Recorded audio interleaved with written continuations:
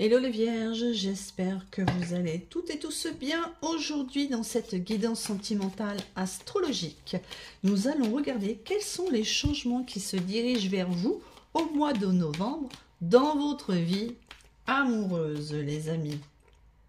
Commençons par regarder la situation présente de votre vie sentimentale.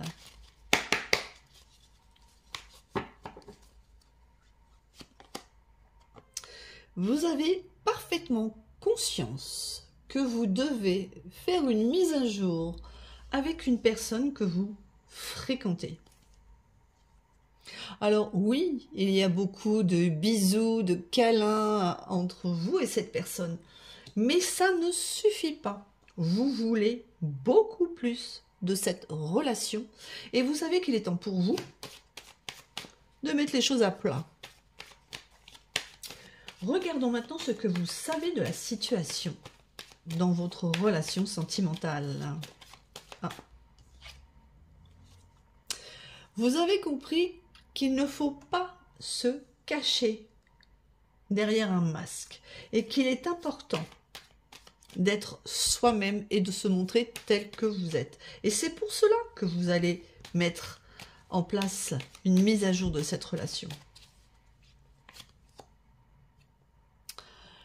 Et ce que vous savez également, c'est qu'une tierce personne va s'immiscer dans votre relation parce qu'elle n'accepte pas de vous voir heureuse avec quelqu'un ou de rencontrer quelqu'un. Et oui, parce que la rencontre que vous avez faite, même s'il y a des mises à jour à faire avec cette personne, elle est géniale. Il y a des bisous, il y a des câlins, tout est fantastique. Et vous savez pertinemment que ça va déplaire à une personne de votre entourage. Dites-moi les amis, est-ce que vous savez qui ne va pas accepter que vous soyez heureuse avec quelqu'un? Dites-le moi en commentaire. Ok. Regardons maintenant ce que vous ignorez de la situation. Qu'est-ce que vous ignorez dans votre situation amoureuse? Ce que vous ignorez, c'est que quelqu'un chatte sur vous, sur votre relation, dans votre dos, les amis.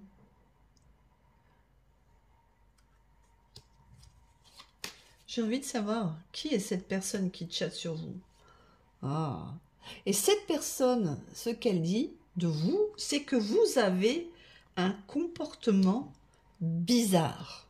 C'est sympathique ça, mais rappelez-vous que quelqu'un va s'immiscer dans votre histoire. Et c'est cette personne qui s'immisce dans votre histoire, qui chatte sur les réseaux, sur vous, en disant que vous avez un comportement bizarre. Regardons un petit peu plus si on arrive à savoir qui est cette fameuse personne. Qui est cette personne qui s'immisce dans votre vie amoureuse? C'est une amie que vous prenez pour quelqu'un de sincère et de fidèle, mais qui ne supporte pas qu'on vous préfère à elle ou que vous ayez une vie beaucoup plus intéressante. Cette amie, elle se cache sous un masque.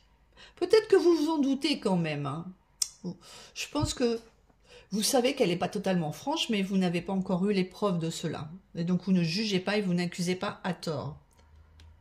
Mais ça se confirme.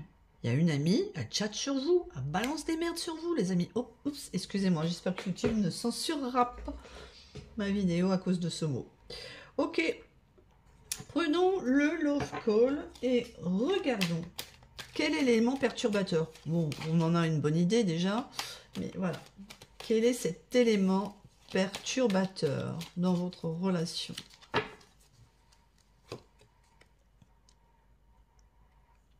L'élément perturbateur, c'est qu'au jour d'aujourd'hui, en fait, vous vous dites que vous n'avez jamais de chance dans votre vie, que ouais, tout va bien avec cette personne, mais qu'à un moment donné, ça va foirer. Et pourquoi vous pensez ça?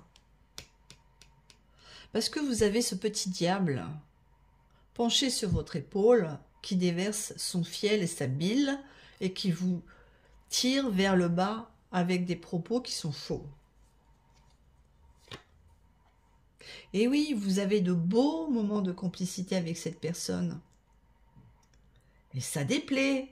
Donc on préfère vous dire que ces beaux moments de complicité ne dureront pas. Et vous-même, vous pensez réellement que ces beaux moments de complicité, ça ne va pas durer dans cette relation. Et quelles sont les conséquences? Ou peut-être que vous imaginez que vous n'avez pas le droit à ces moments de bonheur. Dites-le moi en commentaire. Quelles sont les conséquences? Ah ah! Un rebondissement est à venir. Alors oui, l'élément perturbateur, c'est que tout va rouler pour vous. Et vous ne vous attendiez pas à ça. Parce qu'on vous distille du venin pour vous dire que ça ne fonctionnera pas, mais vous vous éclatez avec cette personne. Et quel est ce rebondissement qui est en train d'arriver?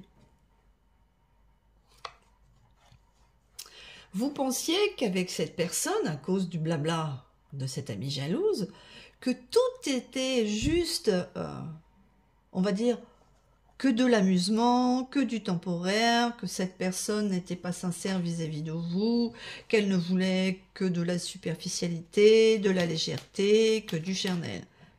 Que nenni, mes amis. Un rebondissement à venir. Et quel va-t-il être ce rebondissement?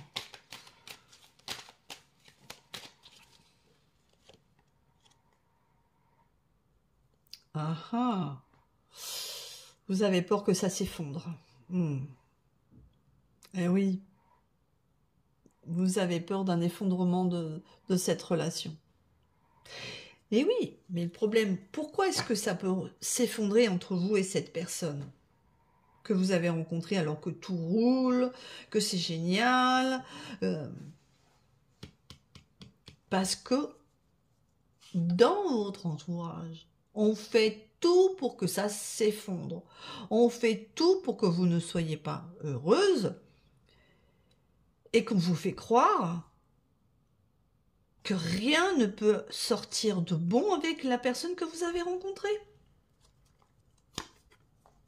Mais c'est faux, vous voyez? Vous, à un moment donné, vous allez dire, ouais, ça y est, c'est mort. C'est mort avec cette personne, il ne veut pas réellement de moi, il ne m'aime pas réellement, mais patatras. Ben si, il y a de l'amour dans l'air avec cette personne. Cette personne vous aime vraiment.